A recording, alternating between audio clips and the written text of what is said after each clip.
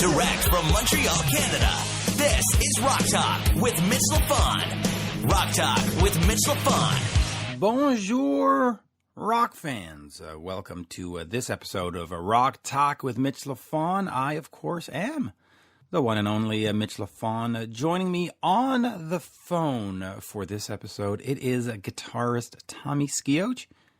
And, of course, some of you might remember him from a band called Tesla. Well, in fact, the band still exists, but Tommy had to leave the band, and honestly, he gets right into it at the front of the interview. He talks smack, quite literally, I should say. Anyway, he has a new band out called Resist and Bite. We talk about that. Band is planning a first album and touring and all that good stuff. So we get right into Tommy SKEOCH and all that great stuff. But before we get to that, please, if you are listening to this episode, head over to podchaser.com, and leave a glorious, positive review of the show for your chance to win $100 of custom-made picks, custom-made to your specifications, quite frankly. It is a $100 voucher, and the picks will be made by Omega Picks, the same providers for some of the members of Foreigner and the Alice Cooper Group and others. So it is a great prize, great value. So please head over to podchaser.com and leave a positive review.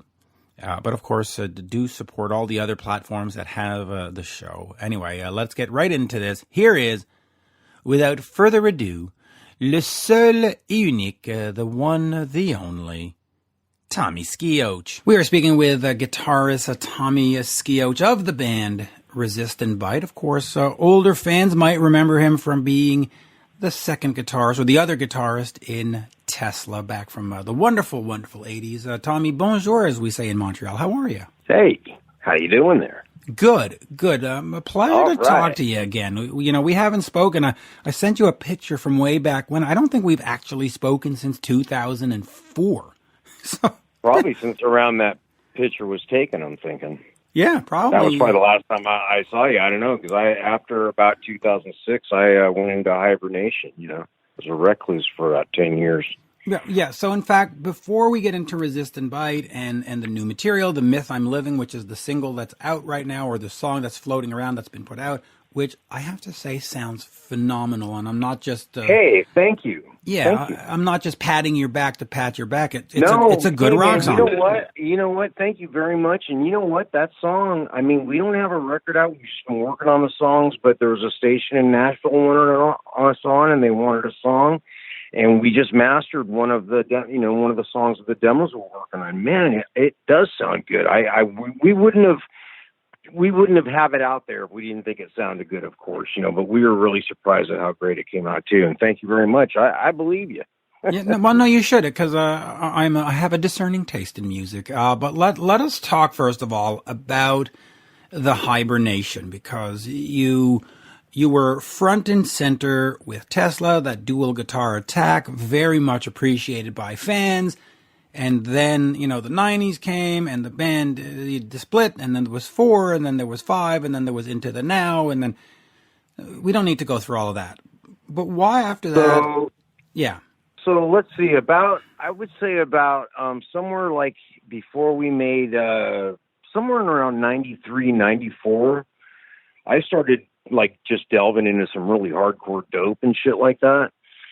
And we put out Bust a Nut, and that's kind of when the grunge thing was going. So there was just a lot of, like, the planets were all weird like that for me at the time, or whatever, the stars or whatever you call it, So I left, then the band fell apart. They were just all decrepit, and everyone was just all pissed. And then me and Jeff got back together in about 99 and put a band called Bar 7 together. Yeah, Bar 7 was great. And we great, did that for a while. Yeah. Oh, thank you very much. But, we were just trying to make a living and make some more music and just do what we do, So we did that. And the whole time, I was still getting pretty jacked up, but, I guess maintaining enough to work, So we did that. And then Tesla, me and Jeff were out there, and I think they wanted to get back together. So we ended up doing that. And that, we ended up doing kind of just a reunion show, and that turned into 5 years of kind of touring and making another record into the now, right? So, and then things were pretty chill then, but then I just I don't know what happened to me, man. I just got kind of sick of fucking everything, man, and just started fucking doing it hard, going hard. And that was it, man. I just was not, I just wasn't having it. And they weren't having me, and it was just, I was getting really fucked up.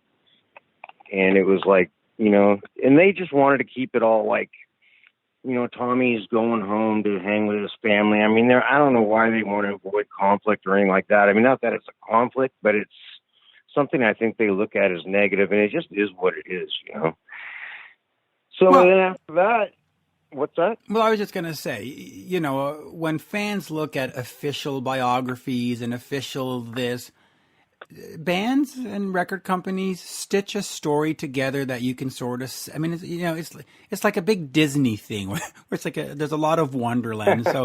So and it's to protect the innocent. And just real quick, World is it's very complicated, of course, Yeah, I was just going to say it before we move on, but World is a Freak.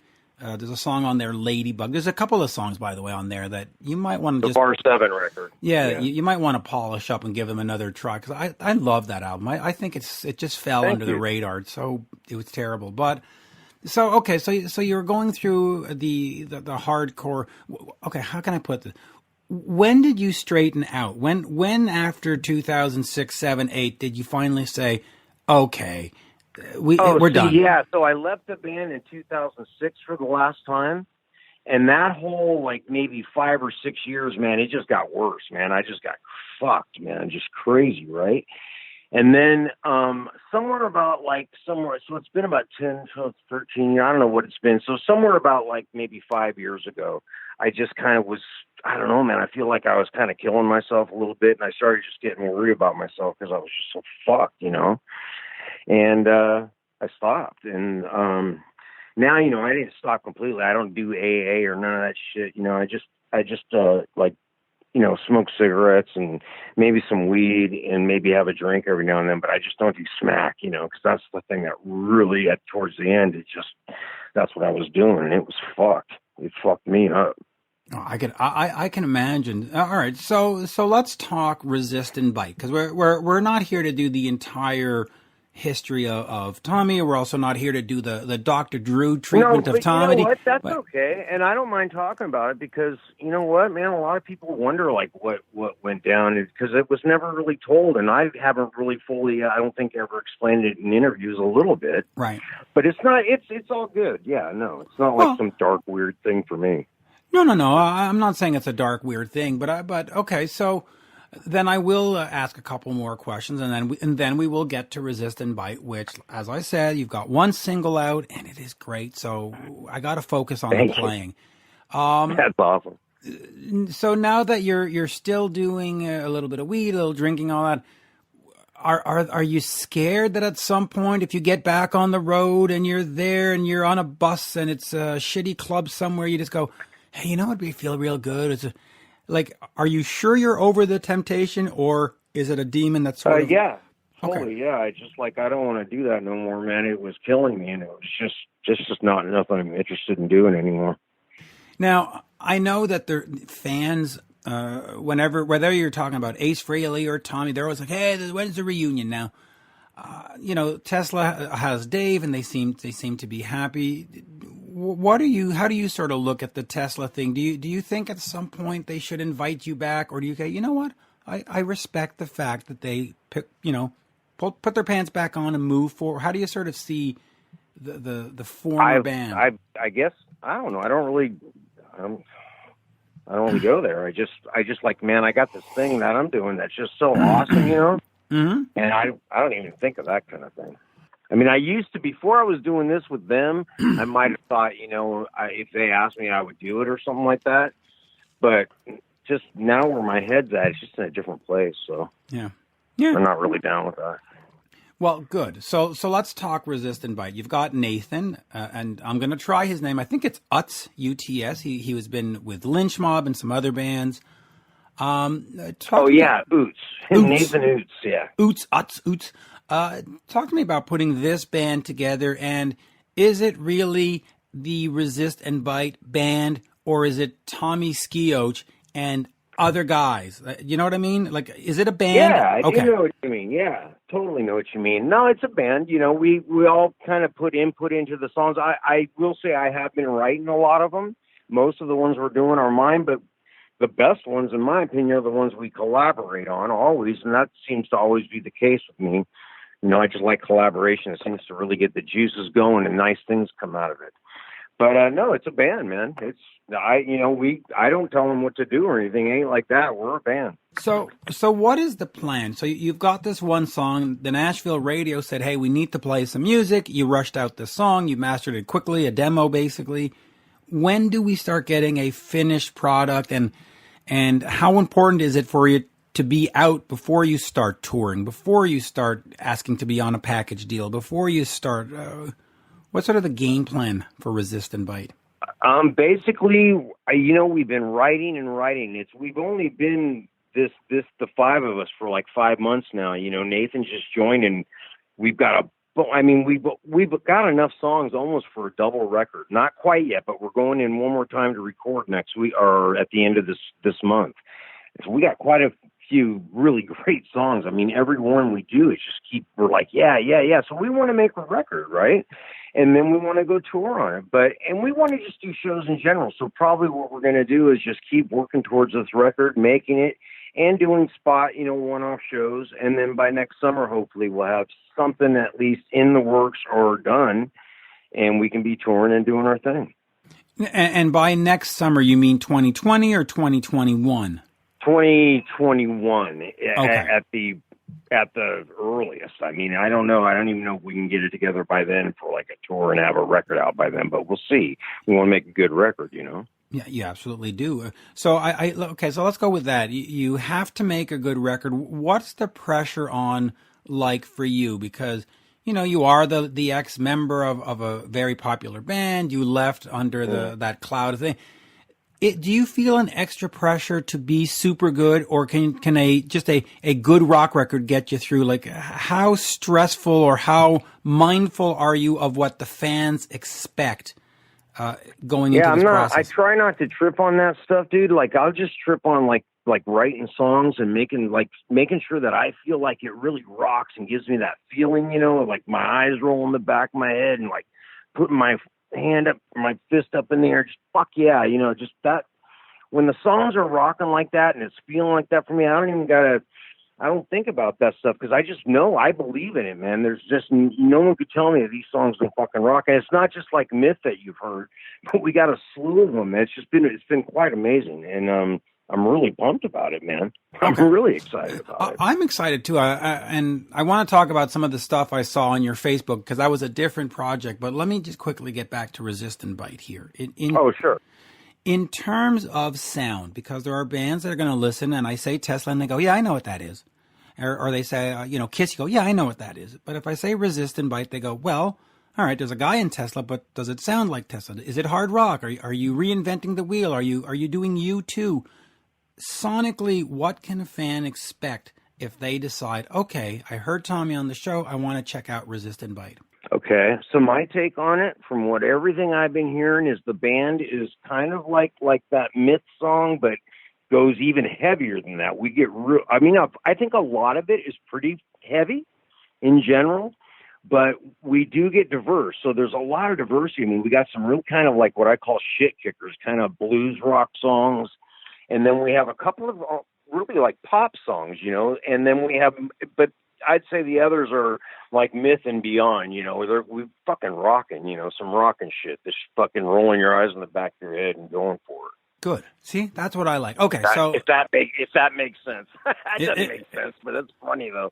No, it makes perfect sense. You gotta, it's got to be eye rolling good or whatever. But I mean, okay. you know, I just jump up, man, when Nate comes up with a lyric, man, and every song has just been like a revelation. They've been really great, man. I'm telling you. I'm telling you this. Remember this interview, man. I'm telling you. Oh, listen, I know it's going to be great. Okay, so I follow the official Tommy Skioch page on Facebook, and over the last year, there would be, I guess, some like iPhone camera footage of you playing in the studio and just laying down these nasty riffs, right? And by nasty, I mean good. And it was fantastic. And I was like, oh fuck, he's back. And you could go, wow, I can hear him. That's the sound. That's the sound that I grew up on. And then we spoke about it on the phone the other day, and you said, yeah, that's not Resist and Bite. That was something else. So what is that something else? Is that a project that's going to come out? Or are you going to recycle these riffs into Resist and Bite? Explain. No, this is a thing called Skinsuit I did with a friend of mine. And it's a record. It just came out. We took pre-orders, and it's out now. And you can get it on the Skinsuit Facebook page or the web page. So you can go there. And I don't even know the exact call words, but if you put Skinsuit, the band or whatever, you'll find it. But anyway, yeah, we got for sale right now. It's a 12-song record we did, and that's what you were seeing the video clips of us making that. But it's just nothing really as far as like going to tour with that or anything like that. It's people are asking, is Resist and Bite, what's the deal? And it just so happens that we announced Resist and Bite at the same time as the Skinsuit record coming out, and it kind of got a little crossed over. So Skinsuit is a totally different thing.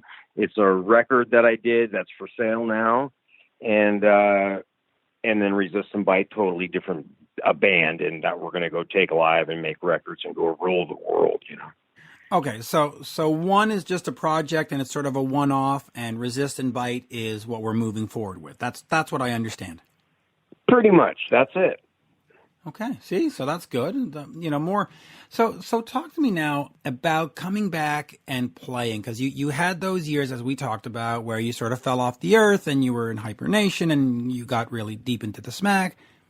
But how does it feel to get back and actually have a guitar back in the hand, create new music, get a demo out there that Nashville radio's playing, get the other Skin thing out? How does it feel to be back doing what I'm assuming you love doing? Right. Well, the thing is, man, is I never really stopped. It's like, even though I was getting jacked up, man, I was teaching. I was doing other bands. I was producing bands. I mean, I wouldn't say a real functioning fucking addict, but I had my days, so I still worked. But when I say hibernating, I mean, that's all I did. I didn't go out. I didn't do nothing, man. If I went and worked on music, I'd do that. And that was it. So I never really stopped doing it. I mean, I've been working since I left Tesla. But, as far as doing something, kind of Skinsuit was on the way to that, something I really am feeling. And then when this happened, man, another thing that I really realized was, man, when you make a record with just yourself and a drummer, and then you overdub the bass and all the guitars and all the stuff, that's all good and fine, but nothing compares to five guys playing together. Nothing can. And I think I knew that, but man, I really got a wake-up call when I got in this band and played, because it's unbelievable, man. And that's where the magic is, and that's what was always lacking. Like, I did a couple of solo records that you can buy on, my Facebook page or my web page. I did some of that, and it was all done like that. And I was always like, what's lacking in this? What is it? And that's what it is. It's not a band. Man, a band makes all the difference. It really does. And you have to appreciate guys like Sting and stuff that have gone outside, or Phil Collins, and have had these massive careers, because it's not always easy just to rely on you. People have pulled that off. Like, Paul McCartney is a good example. He's done tracks, like all the tracks on a song, and man, he does a great job. But man, I don't know. I don't think I did okay, but it's just, there's something lacking for me.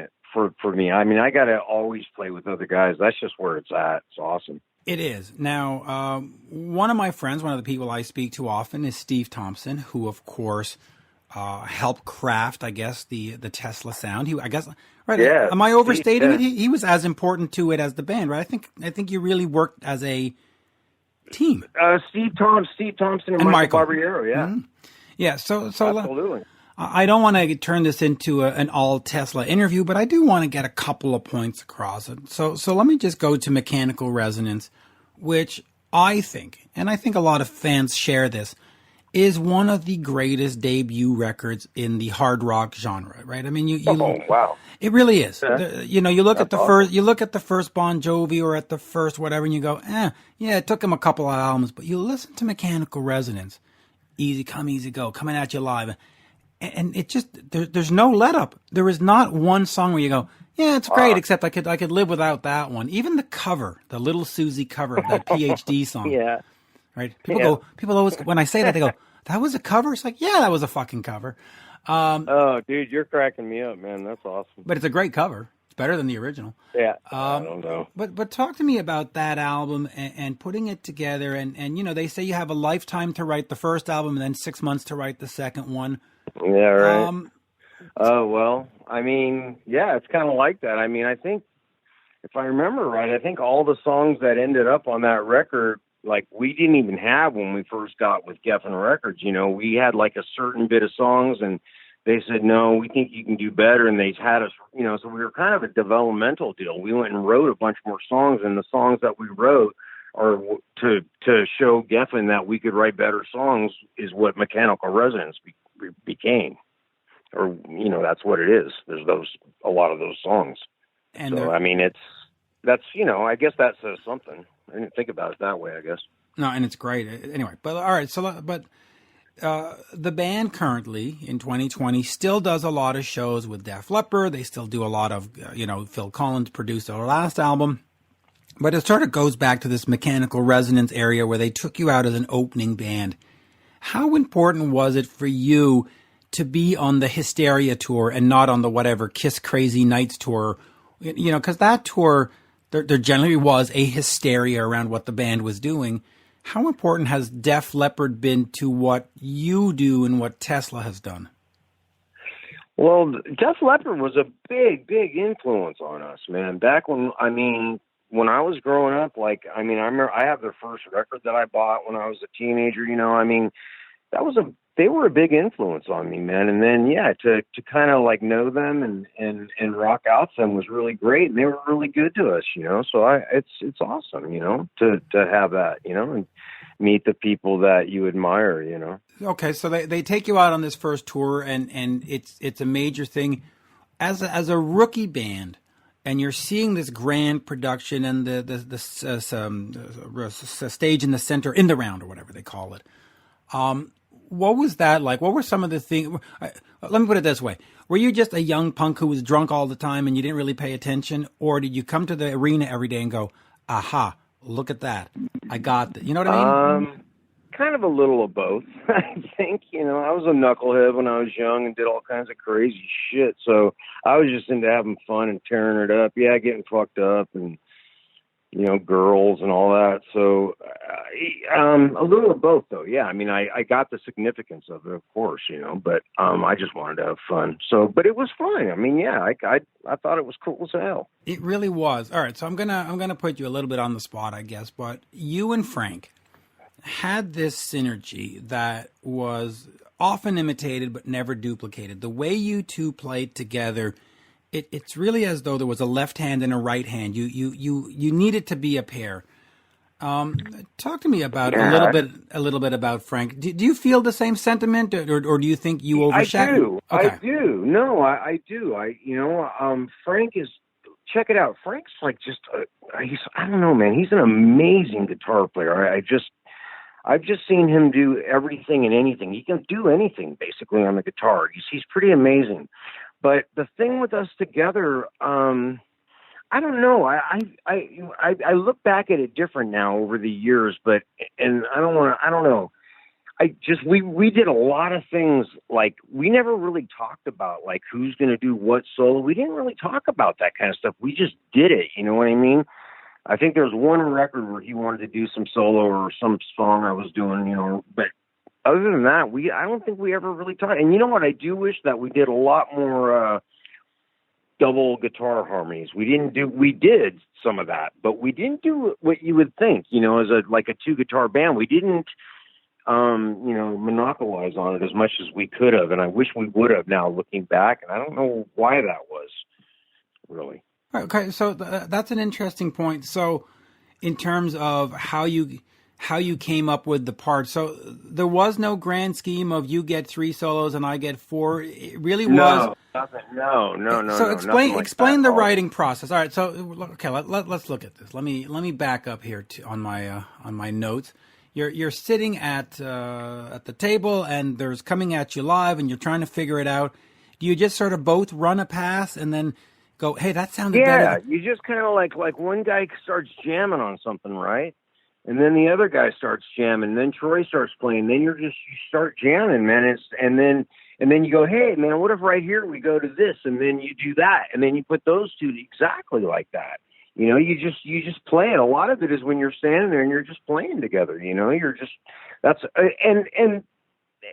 but I must say that before you get into the room to jam, there's times like I like to sit around by myself and just come up with things, and then I come up with like solid ideas that I really think could go somewhere, hand them to the band, and then regurgitate it out of their brains. But I like that approach. It just makes for an interesting, well-written song. I've noticed that kind of, and we did that a lot, but sometimes we just I'll write a whole song, or Jeff would, or whatever, so that happens too. And it just turns out, if you got a real strong idea, that can be great as well. You see, I think that's why, listening to you, I think that's why Tesla works, because you weren't, if I'm understanding you correctly, you didn't have a formula. It was very organic. No, not at all. Very much so. Oh, yeah, totally. And I would say every record was like that, yeah. Was that something that you guys decided, or did Steve Thompson and Michael Barbiero come in and say, hey? I think we were just kind of knuckleheads and just did, and just kind of, we talked about some things, of course, but like direction. I know we'd have these meetings, and I always hated the meetings because they just weren't, to me, as much about the music, but, it just kind of just went its own way. We just kind of did it, we just kind of rocked out, man. That's the best I can tell you. Well, really. Listen, it worked. How are you going to complain at this and then great radio controversy? Well, I'll tell you, you talk about that kind of thing with me and Frank, and that's the thing I'm really digging. Was really pleasantly surprised with this thing, which Resist and Bite, is Steve, the other guitar player. Man, we kind of got that same vibe. We very much connect on a musical and friend level, and it's just really great like that way. And I kind of got a little bit of that same thing. It's a different chemistry, but a little bit of the same thing though, in a way. And are you writing the same way, where you just sort of show up and say, okay, show me what you got and I'll show you what you got? And yeah. I started with I had ideas on a CD. I sent them up. The very first song we wrote, It's Myth is the very first song we did that we wrote. And I sent Dave a CD, the drummer, and he gave it to Steve. Steve wrote a chorus to it and then re-recorded it like with his arrangement. And that's what you hear when you hear Myth musically. And then Nate put the lyrics on there. But so, that was the very first song we even wrote, and it turned out to be one of our greatest songs. There's a lot of good ones. It's hard to decide. But that's another thing about Myth, why you're hearing it.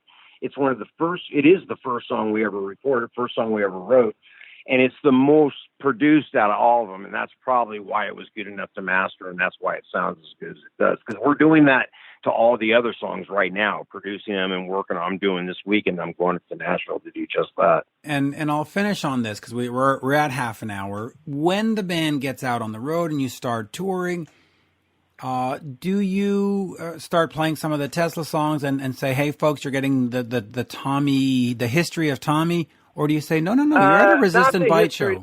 Okay. Not the history of Tommy. Like I probably shouldn't get too much, into the whole history of my drug history. It's just stupid. But no, not that at all. It's just going to be us. But of course, we're going to do some Tesla songs because that's promoters are going to want that. They're going to know me and Nathan are there. They're going to want some of that Tesla shit. Yeah. So we'll do some Tesla songs. We're gonna for sure. Good. Well, make sure that Yesterday's Gone and Lazy Days, Crazy Nights are part of the set Oh my list. Goodness, those are two of the ones that we have not rehearsed up, but we have rehearsed about 5 or 6 of them up, and they sound pretty great. All right. You see, I'm looking forward to that. So on that, folks, this will be out soon. Resist and Bite. Tommy, an absolute pleasure. It's been, like I said, 16 years since we've spoken. Other than earlier funny. This week. I know, that's just funny. I know, that's crazy. I know. It goes by so quickly, but there you go. Oh, man. Merci beaucoup. Hey, thank you very much. I really appreciate it, man. Absolutely. And anytime you have anything to promote or plug, if it's not in an interview form, just send it over. I'll get it up on the socials. And very sweet. Very absolutely. sweet. Thank you. You got to support rock, and you got to support your rockers. No doubt, man. I'm telling you, man. Dude, you're gonna dig on this. If you like Myth, dude, this record, I'm telling you, it's the bam shizzle, dude. I am so excited about it. Well, listen, I'm sold. I will honestly tell you that between Tesla, Bar 7, and these songs and that stuff on Facebook, there hasn't been anything I haven't liked that you've touched. So that's awesome. That's awesome. Seems pretty safe that I'm gonna like Resist and Bite. That's so sweet. Thank you, man. Thank you, sir. À la prochaine. See you next time. All right, buddy. I'll talk to you later. This has been Rock Talk with Mitch LaFon. For more exclusive content and interviews, subscribe on iHeartRadio, Spotify, Apple Podcasts, on YouTube, and many more. Follow Mitch on all the socials, especially Twitter, @MitchLaFon, and on Instagram, @Mitch_LaFon. Get your Mitch merch now at loudtracks.com/Mitch.